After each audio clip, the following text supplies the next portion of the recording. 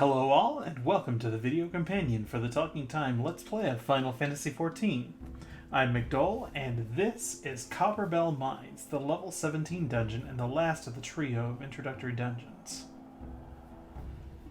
This time around, Satsunsweis is joined by Eris Skull, aka my husband Simon, playing White Mage, Cider Delish, a member of Talking Tyrants, playing Black Mage, and Saria Alair, a player matched with Duty Finder, playing Lancer. Satsunsweis is here in Copperbell Mines to deal with an ancient problem that just sort of reared its head when production started back up here. The miners blasted into what they thought was a new rich vein of ore, but instead blasted into some tunnels populated by ancient enslaved giants with enchanted elements that kept them under control. The civilization died out, but the magic remained and finally gave out at probably the worst possible time, right when the miners blasted into their ancient tunnels. So it's a sad thing, but these giants are so enraged to the point that there's no reasoning with them, and our only recourse is to put an end to them to keep the miners safe from the rampaging giants. This dungeon is very segmented by locked doors, elevators, and layers of rock that need to be blasted through with blasting caps and fire sand. Coupled with a very gimmicky trio of boss fights, Copperbell Mines is probably the most annoying of the three introductory dungeons. Even so, it does try to do some unique things with its boss encounters. We start out with a pretty simple trash pull. That gives out a key, which lets us into an elevator room, which lets us get into the dungeon proper. You see what I mean? We'll be doing this kind of stuff throughout the dungeon. Most monsters in an area, out in the open world or in dungeons, have a limit to how far away they'll continue to aggro on players. In some places, it's really short, and in others, it's very long. If you're looking to speed clear the dungeon, you can easily run past the first few enemies to where the dungeon's first giant clears open a wall.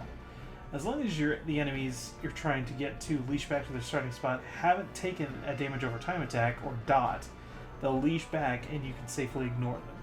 Otherwise, they'll keep aggroing you and then tether back to the starting point, being immune to damage the whole way. Going back to my Final Fantasy I allusions from the previous video, this might be a bit of a stretch, but after collecting the crown from the Marsh Cave, you go on a fetch quest, turning in plot coupons to various NPCs, and eventually you are led to the first major dungeon of that game, the Earth Cave. Inside the Earth Cave, like this cave, is an area swarming with giants at every step.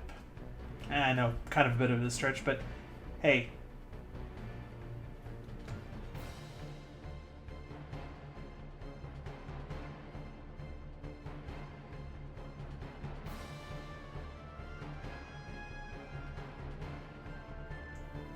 I'm choosing to play this dungeon run a little conservatively because I'm playing with a stranger this time, and they're also a new player, besides.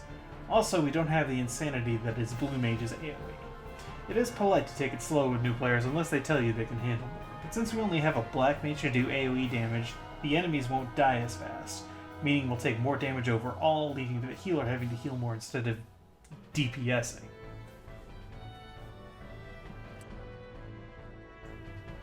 There isn't a lot to say about these early bulls. Fairly standard fare for the dungeons we've cleared up until now. You'll notice that this is the level 17 dungeon, but I'm currently level 20. You probably also noticed that I went to the level 23 earlier. This game will synchronize your level down to within 2 to 3 levels of the duty's baseline levels, so you're not overpowering the whole way through, rushing ahead of possibly less experienced players. This contributes to all 4 players feeling like they're bringing something to the table, but it can feel like the game is pushing against you, out-leveling the content you're in. Don't worry, this will flatten out as you proceed, because your most effective experience bonuses stop being effective at level 25 and 30.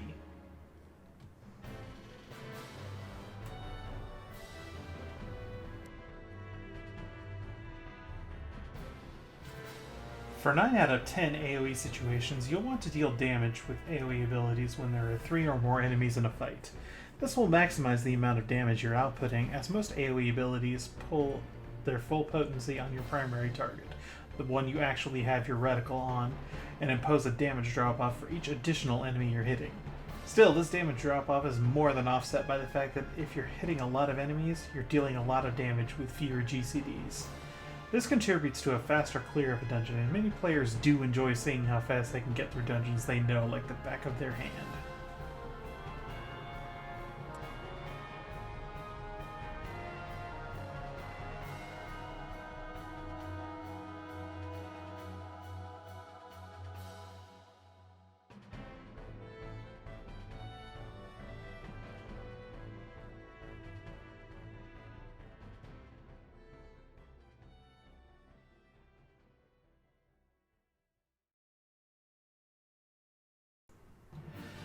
The dungeon requires players to collect fire sand to load a blasting charge to open up the way deeper, and this first blast leads to the first boss fight. I hope you can hear the massive quotation marks in my voice because this fight is extremely annoying, consisting of multiple waves of extremely weak Spriggans and bombs, culminating in a fight against a very easy giant.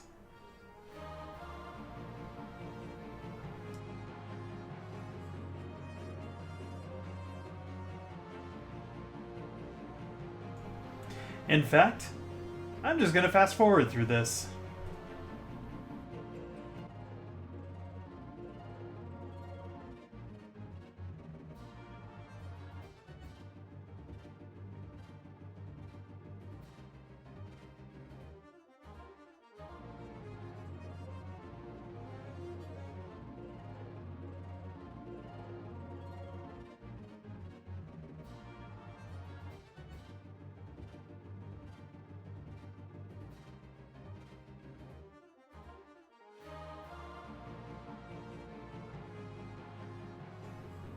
A quick tip for speed clearing this dungeon: the upcoming room has 2 ghost enemies that can be just safely ignored if you just run past them and activate the elevator at the other end of the hallway.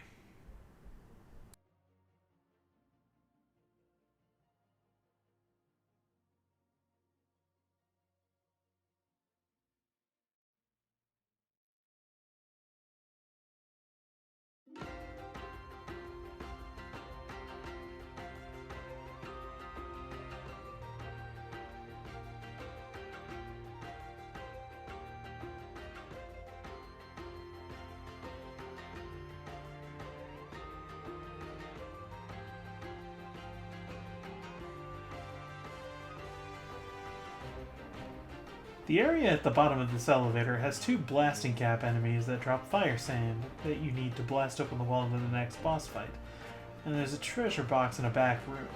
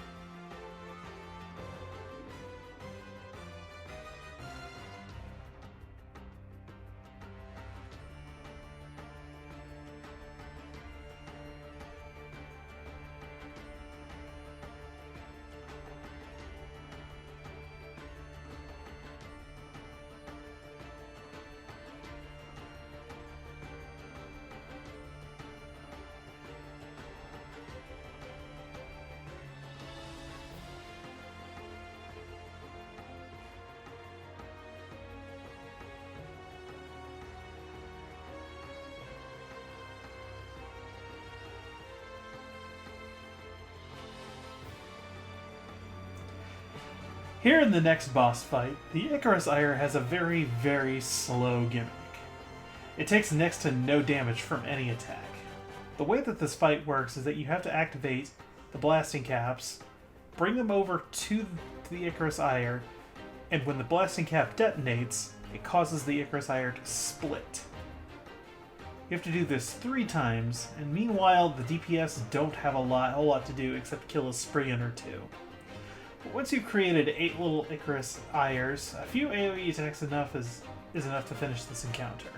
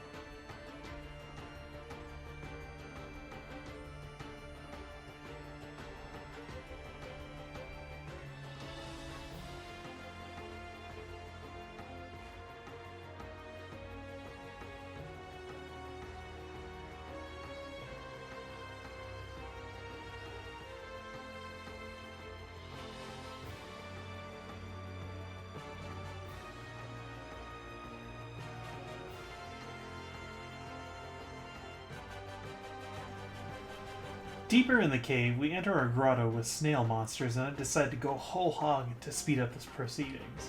The early dungeons aren't bad, but as I stated before, Copperbell mines can be a bit of a slog with all the gating and fire sand to pick up. Pulling big can at least make things a little interesting if you have the AoE to back it up. Luckily, even with just Gladiator's Total Eclipse and Black Mage's Fire 2, it's enough to kill whole groups of enemies with good placement of your defensive cooldowns, like Rampart and Reprisal.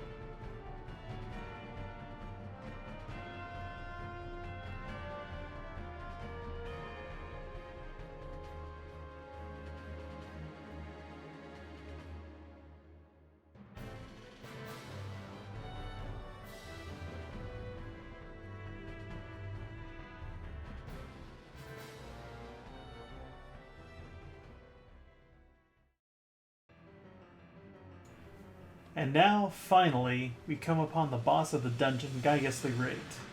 Much like Den the Orcatooth and Sastasha Seagrot, Gygas has mechanics. He will immediately run over to the wall on the right and start bashing it open, letting in one of his smaller giant companions, who will go off to other parts of the chamber to smash the walls and let even more giants in.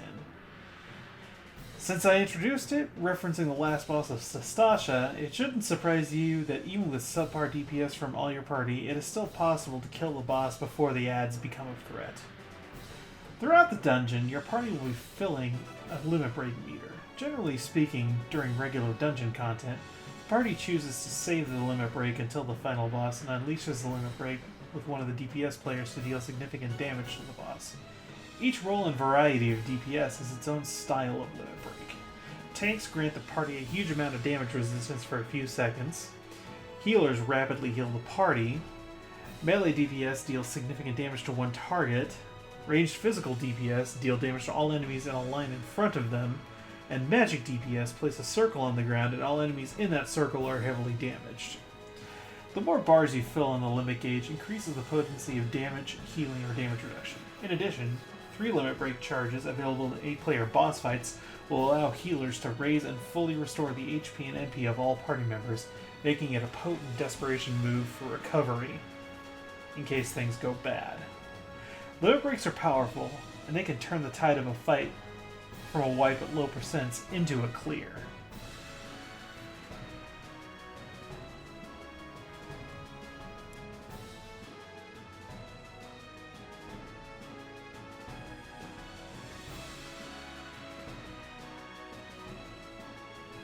And with that, we've defeated Gygas the Great, so that's going to do it for this video.